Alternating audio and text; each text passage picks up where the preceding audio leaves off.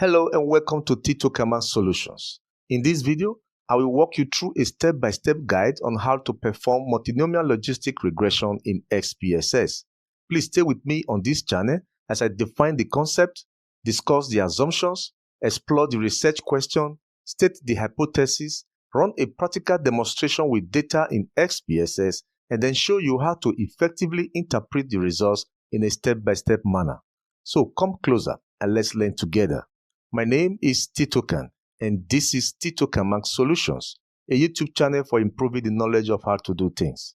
I am confident you will like the content of this video, so please don't forget to like this video, subscribe to Titocan Solutions, and click on that notification bell to keep you updated with our next publication.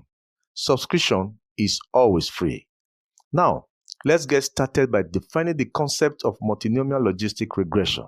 Multinomial logistic regression is a statistical method that is used to predict the probabilities of the different possible outcomes of a categorical dependent variable that has more than two levels, based on one or more independent variables.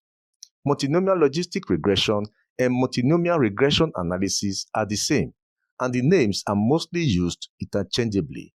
The quality of multinomial logistic regression having nominal outcome variable with three or more categories makes it different from binary logistic regression, which handles only two categories.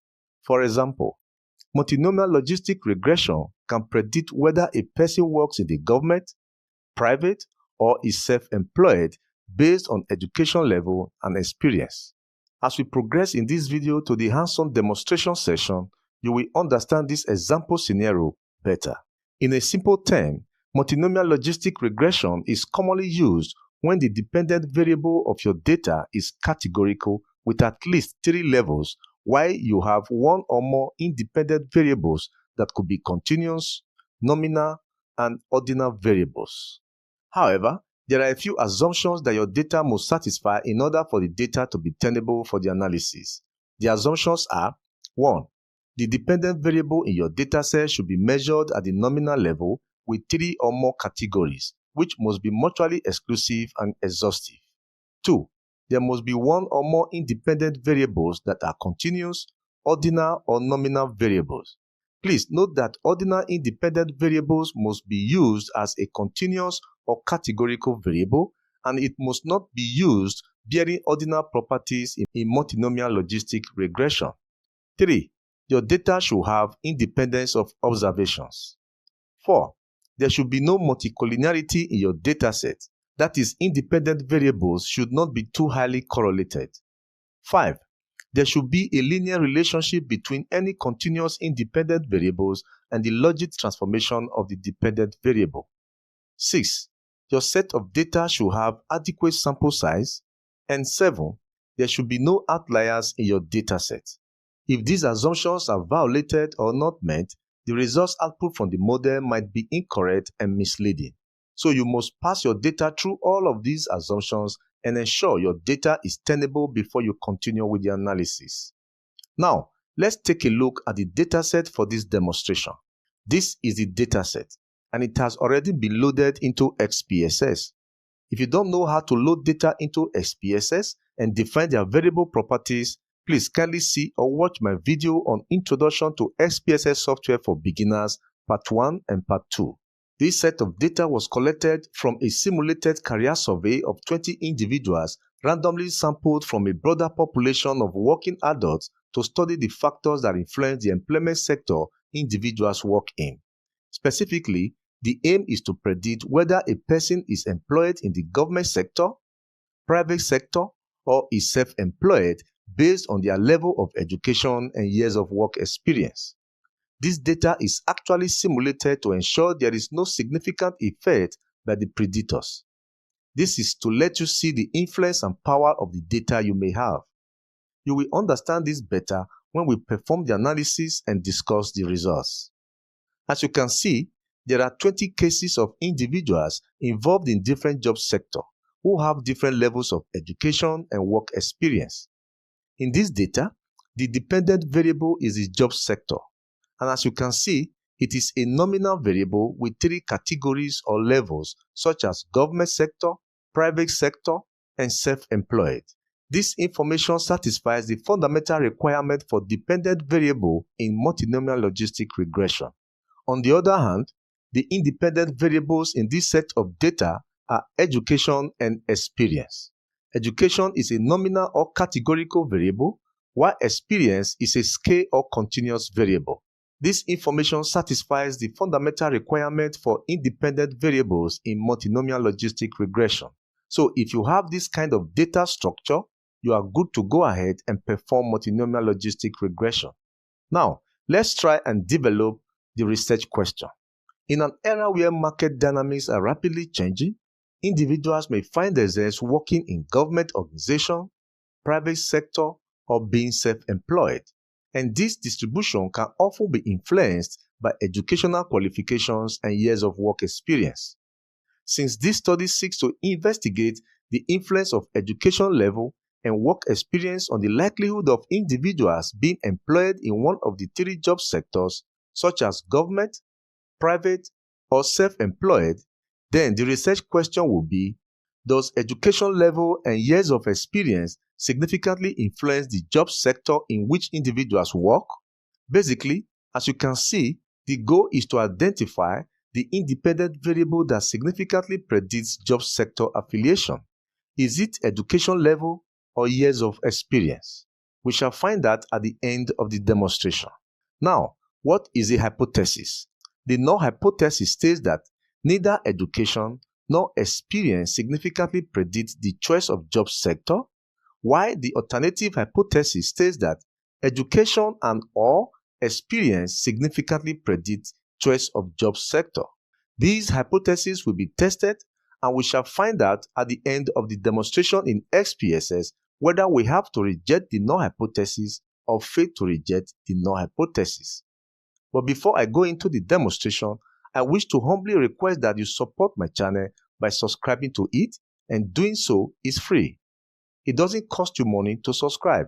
This is just a lovely way to appreciate me for developing this video for your kind gesture and other YouTube communities. Please click on the like button and share this video for others to see and learn too. Thank you for doing so. Now, let's proceed. To run the multinomial logistic regression, go to the menu bar and click on Analyze. From the sub-menu, put your cursor on Regression. And from the drop-down options, click on Multinomial Logistic to open the Multinomial Logistic Regression dialog box. In this dialog box, your data variables are in the box at the left. Now, click on Job Sector to select the dependent variable and click on this transfer arrow key to move it to the dependent box. Now, click on the button for Reference Category to open the dialog box. Understanding the use of reference category is critical for correct analysis and interpretation of your results. The reference category is the baseline group against which you compare all other dependent categories. The dependent variable has three levels or cases. They are government, private, and self-employed. SPSS needs to know which one of these cases will act as the comparison baseline. So, since I have government sector in mind to be used as the comparison baseline, I coded it as 1, and it was also the first case that I coded. I will go ahead and click the radio button for first category. This means government is now the reference category. The category order is ascending, and so I will leave the default choice unchanged. Then click Continue to close this dialog box. Now, as you can see, we are left with the independent variables, which are education and experience. And on the right, we have two empty boxes, that is factors box and covariates box.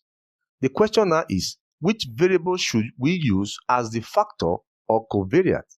This question is important because when setting up a multinomial logistic regression in SPSS, you are required to specify which independent variables are factors and which are covariates. The choice depends on the level of measurement of each variable, and I will guide you.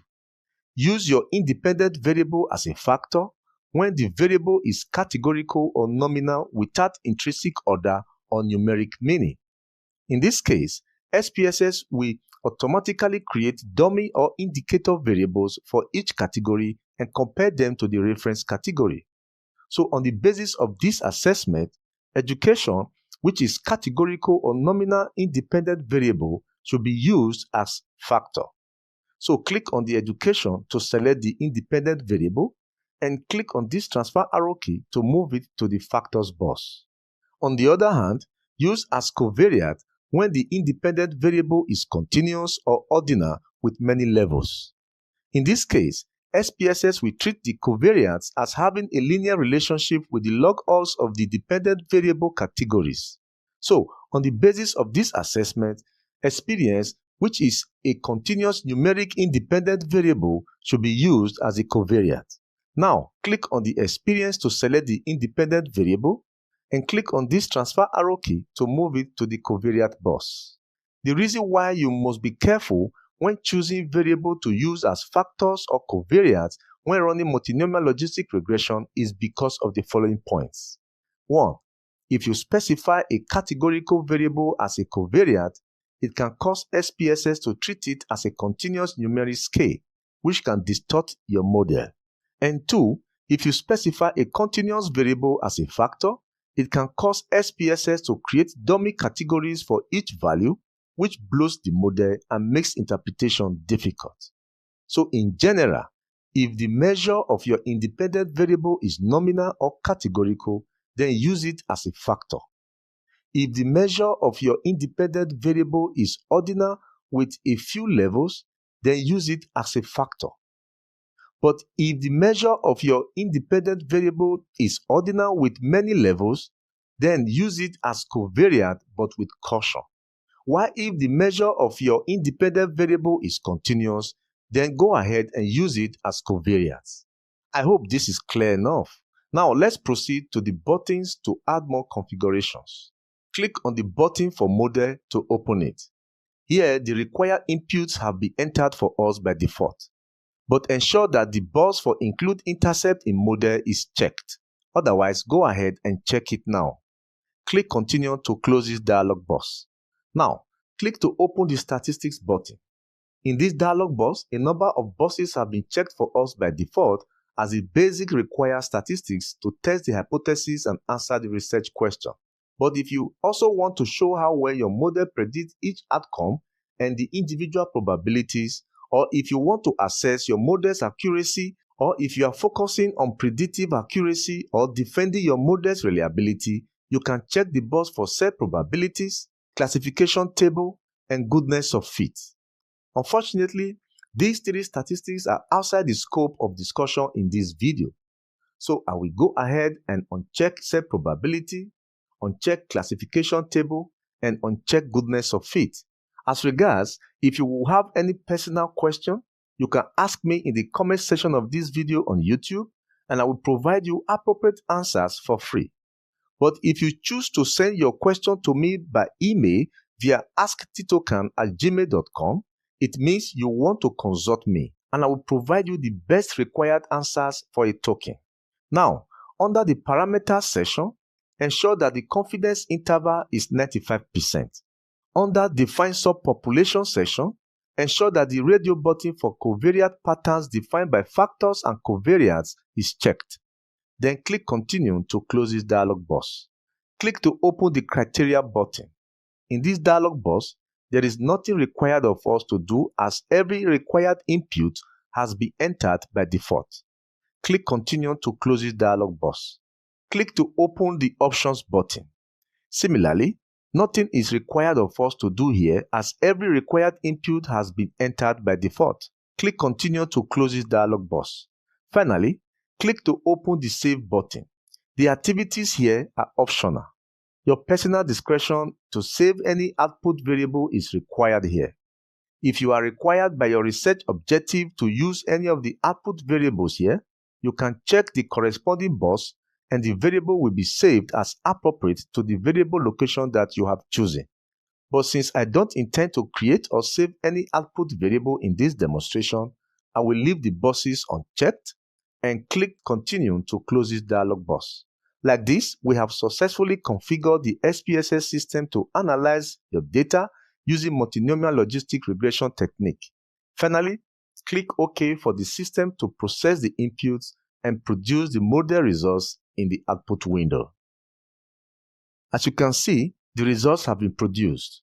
I will now go ahead and discuss or interpret the results table one by one. The first table here is the case processing summary table. This table is important because it shows how many of the cases SPSS actually used to run the model. As you can see in this table, we had 20 valid cases and 0 missing data, implying that the entire dataset accounting for 100% was used to run the multinomial logistic regression model, meaning no data were excluded due to missing values. So there is no problem with the data that I used for this demonstration, and we are good to go. Now, let's proceed to the model fitting information table. The model fitting information table tells us whether the full model with predictors or independent variables improves significantly over a model with just the intercept only, or when no predictors are included. In this table, the row for intercept only shows the baseline when there are no predictors or independent variables included in the model. The row for final shows the model after adding our predictors or independent variables. The key factors to look out for in this table is the chi-square and the p-value. If the p-value is less than 0.05, then there is significant effect. But if the p-value is greater than 0.05, there is no significant effect. As you can see in this table, the chi-square is 1.863 and the p-value for this chi-square is 0.932, which is greater than 0.05, showing that there is no significant effect. That tells us the predictor didn't significantly improve the model. So statistically, educational level and work experience are not strong predictors of job sector in this dataset. While that may be surprising, it is a valuable insight because not all variables will show predictive power, and that is what good data science helps us uncover. In plain terms, what this means is that our predictors, which are education and experience, do not meaningfully improve our ability to predict a person's job sector. The model with those predictors perform about the same as a model that assumes everyone has an equal chance of ending up in any sector, regardless of their background. I am sure you understand this interpretation. The next result table to discuss is Pseudo R-Square. This result table is crucial for understanding how well your model explains the variation in the dependent variable. Unlike linear regression, where there is true R-square measuring the proportion of variance explained, logistic regression such as multinomial logistic regression does not have a true R-square that measures the proportion of variance explained. Instead, SPSS provides pseudo R-square statistics that give an approximate indication of model fit or explanatory power. These values do not represent actual proportion of variance explained like R-square in linear regression, but they offer a sense of model improvement compared to an intercept-only model. As you can see in this table, cause and snare has R-square of 0.089, accounting for 8.9% variability of job sector being explained by the predictors. Nagekaki has R-square of 0.100, accounting for 10% variability of job sector being explained by the predictors, while McFadden has R-square of 0.043, accounting for 4.3% variability of job sector being explained by the predictors. However, the McFadden R-square of 0.043 is far below the threshold of 0.2 that is often used to denote a minimally acceptable fit. As you can see, all three values indicate that the model has very limited predictive power. This result shows that the model did not do a very good job at explaining or predicting which job sector a person belongs to based on their education level and work experience. The model explains less than 10% of the variation in job sector choices. Statistically, this shows a very weak model fit. But remember that the data I used for this demonstration was simulated just to show you how to perform multinomial logistic regression, and the data is not real, so your own real data could perform better. Now, let's proceed to the likelihood ratio test table results. This table helps you determine whether each predictor variable or independent variable significantly contributes to explaining the variation in the dependent variable over and above the effect of other variables in the model. The likelihood ratio test compares the full model with all the predictors to a reduced model where one predictor is removed at a time and tells us if removing that predictor significantly worsens the model fit. On the basis of this, the most important factors here is the p-value designated by SIG. If the p-value is less than 0.05, then there is a significant effect, but if the p-value is greater than 0.05, there is no significant effect. Now, let's take a look at this table row by row, the intercept row. This row is not typically interpreted or considered because it refers to the model without any predictors, just the intercept only. It simply serves as a reference point and doesn't test a hypothesis. So in this analysis, you can ignore the intercept row in this table. Now, the experience row. As you can see, the chi-square is 1.416. The degrees of freedom is 2, and the p-value designated as SIG is 0.493. Since p-value is greater than 0.05, then there is no statistically significant effect. This means that experience does not significantly improve prediction of job sector categories after accounting for other variables in the model. The education row. As you can see, the chi-square is 0.800, the degrees of freedom is 4, and the p-value designated as SIG is 0.938. Since p-value is greater than 0.05 and is quite high, then there is no statistically significant effect. Similarly, this means that education levels does not contribute meaningfully to the model's ability to differentiate among job sectors. Generally, the results in this table indicate that experience and education, which are the independent or predictor variables, do not have statistically significant effect on the job sector, which is the outcome or dependent variable. This suggests that removing either variable will not significantly reduce the predictive accuracy of the model. However, the lack of significance doesn't mean the predictors are useless, just that in this model, with this data, they do not have a strong enough effect to improve prediction. Many factors could be responsible. It is possible that the sample size is small or the categories too dispersed, reducing the power to detect effects. Now, you can see the influence and power that your data might have, like I told you when I introduced the dataset to you. However, for demonstration purposes, this data does not need a review. But if you have a similar data and it doesn't meet your research objectives, you might have the need to review the dataset and rerun the model. Now, let's proceed to the parameter estimates table. This is the parameter estimates table.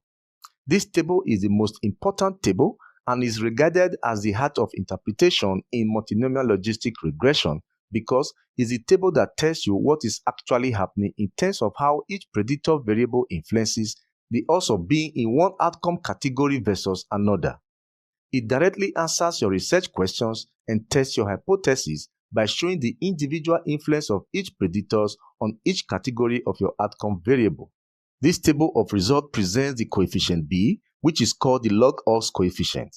Coefficient B shows how a 1 unit increase in the predictor changes the log odds of the outcome relative to the reference category. If coefficient B is positive, it means there is higher odds, but if it's negative, it means there is lower odds. It shows whether the predictor increases or decreases the log odds of being in a category. This table also presents the p-value results designated as SIG for each predictor. The p-value indicates whether the effect is statistically significant or not. There is also a parameter called exponential B, which presents the odds ratio for each predictor variable. The exponential B tells us how much more or less likely the outcome is for a 1 unit increase in the predictor.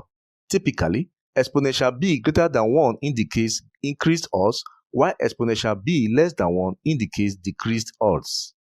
Now, let's see how education and experience affect the chances of working in private or self-employed sectors compared to government sector. In this table, the first inquiry is to know which variable is set as the reference category. As you can see under this table, it is boldly written that the reference category is government. But before I proceed, let me tell you something about intercept in this table. Each model for a job sector, such as private and self-employed, begins with an intercept, as you can see. This intercept reflects the predicted log odds of someone falling into that job sector compared to the government sector. assuming all predictors like education and experience are set as 0, serving the purpose as a baseline starting point for the model. But as you can see, the exponential b doesn't have value for intercept, and this is so because the intercept is not typically interpreted in isolation. So our focus on this table will be on how the predictors shift those odds from this baseline. Now, let's discuss the choice of working in the private and self-employed sectors with reference to working in the government sector respectively. First, let's consider the likelihood of working in the private sectors with reference to working in the government sector based on education level and work experience. As you can see from this table, the coefficient b for intercept is minus 0.410 and the p-value designated as SIG for the intercept is 0.729. Since the intercept represents the log odds of being in the private sector compared to government sector when all predictor variables such as experience and education are set to 0, then the coefficient b value of minus 0.410, which is negative, indicates that at 0 experience and baseline education level, which is postgraduate, as it's coded redundant, the log odds of being in the private sector are slightly lower than being in the government sector because the coefficient b is negative. However, the p-value of 0.729 is far greater than the conventional significance level of 0.05, suggesting that this estimate is not statistically significant. In practice, this means the intercept does not meaningfully contribute to predicting private sector employment on its own. For experience, the coefficient b is 0.079, indicating that for each additional year or unit of experience, the log odds of being in the private sector with reference to being in the government sector increased by just a small quantum of 0.079. Is this log odds significant? Let's check the p-value.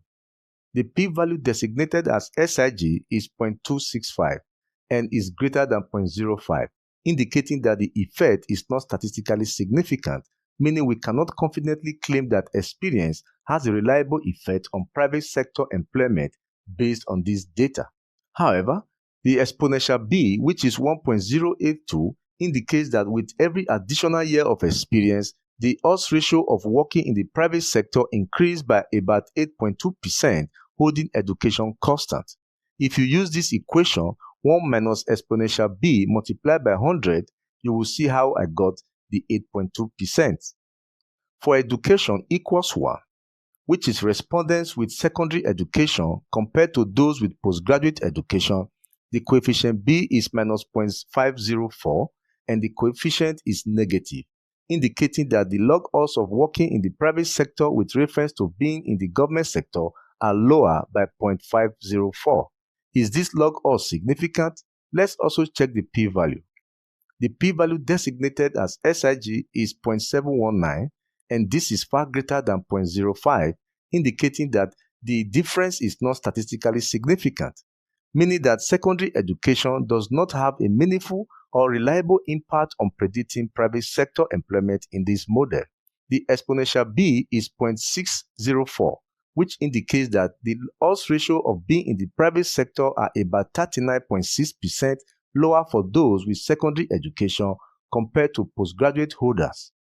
Again, if you use this equation, 1 minus exponential b multiplied by 100, you will see how I got the 39.6%.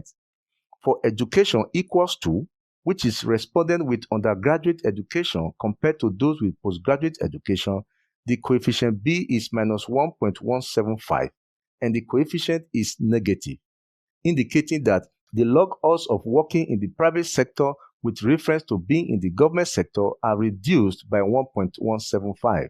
Again, is this log odds significant? Let's check the p-value. The p-value designated as SIG is 0.396, which is greater than 0.05, indicating that this result is not statistically significant. Therefore, while there is an apparent trend suggesting postgraduate degree holders may be more likely to work in the private sector than undergraduates, the result is not strong enough to draw firm conclusions. The exponential b is 0.309, meaning that the odds ratio of being employed in the private sector are about 69.1% lower than those with postgraduate degree. Again, if you use this equation, 1 minus exponential b multiplied by 100, you will see how I got the 69.1%. Though this sounds like a large effect size, the p-value of 0.396 had shown that it is not statistically significant. Now, for education equals 3, which is responded with postgraduate education, the output is set to 0 and is therefore redundant, because all comparisons are made relative to this group. Individuals with postgraduate degrees are the benchmark. Coefficient B values for secondary and undergraduate education reflect how those groups differ from postgraduate in their likelihood of being employed in the private sector. Generally, the choice of working in the private sectors with reference to working in the government sector has shown that none of the predictors show statistically significant influence on the likelihood of working in the private sector compared to the government sector. This suggests that within this data sample and model, neither education level nor work experience serves as a strong or reliable predictor of employment in the private sector. Now, let's consider the likelihood of an individual being self-employed relative to being employed in the government sector based on experience and education level. As you can see from this table, the coefficient B for intercept is minus 0.174 and the p-value designated as SIG is 0.883. Since the intercept is the baseline log odds of an individual being self-employed rather than being government employed when all predictor variables are set as 0, then the coefficient B value of minus 0.174, which is negative, indicates a slightly lower log odds of being self-employed at the baseline. But with a very high p-value of 0.883, shows is not statistically significant, meaning that without accounting for education and experience, the difference in likelihood of being self-employed rather than being government employed at the baseline is not meaningful or statistically supported. Now for experience, the coefficient B is 0.020, indicating that for each additional year or unit of experience, the log odds of being self-employed with reference to being in the government sector increased by just a small quantum of 0.020. Accordingly, is this log odds significant? Let's check the p-value too. The p-value designated as SIG is 0.781 and is greater than 0.05, indicating that the effect is not statistically significant, meaning experience does not significantly influence whether a person is likely to be self-employed rather than government employed in this model. However, the exponential B, which is 1.020, indicates that with every additional year of experience, the odds ratio of being self-employed increases by about 2%, holding down education constant. If you use this equation 1 minus exponential B multiplied by 100, you will see how I got the 2%. Though the odds ratio suggests a very small positive effect, the p-value of 0.781 shows that this result is not statistically significant. For education equals 1, which is respondents with secondary education compared to those with postgraduate education, the coefficient B is minus 0.016 and the coefficient is negative, suggesting that individuals with secondary education have slightly lower log odds of being self-employed compared to those with postgraduate degrees rather than being government employed, holding experience constant. The p-value designated as SIG is 0.991 and this is far greater than 0.05, indicating that there is no meaningful difference in job sector like self-employed and government between individuals with secondary and postgraduate education.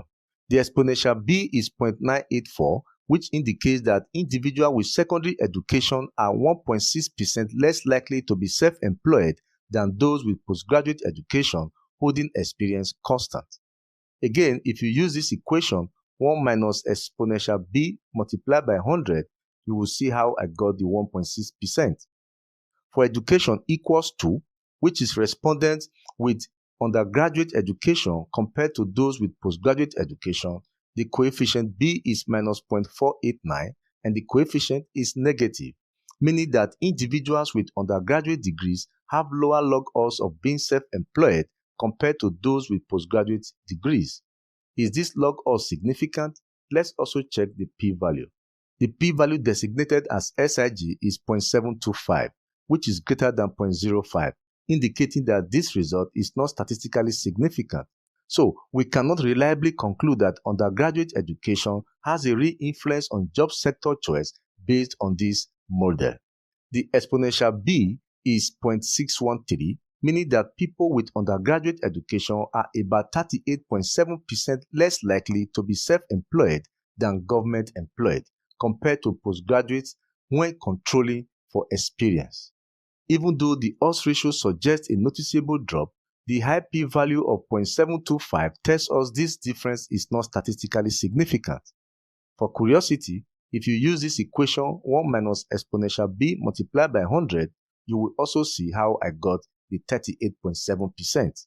Now, for education equals 3, which is respondent with postgraduate education, the output is set to 0 and is therefore redundant across the column because all comparisons are made relative to this group. Individuals with postgraduate degrees are the benchmark.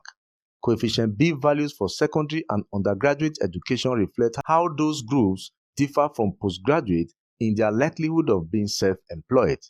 Generally, the choice of working as self-employed with reference to working in the government sector has shown that none of the predictors, education level or work experience, was statistically significant. The small changes in odds ratio suggest weak or negligible effects, and although the odds for undergraduate education are lower, the p-value does not support statistical confidence. The model suggests that there is no strong evidence that education or experience predict whether someone is self-employed or government employed.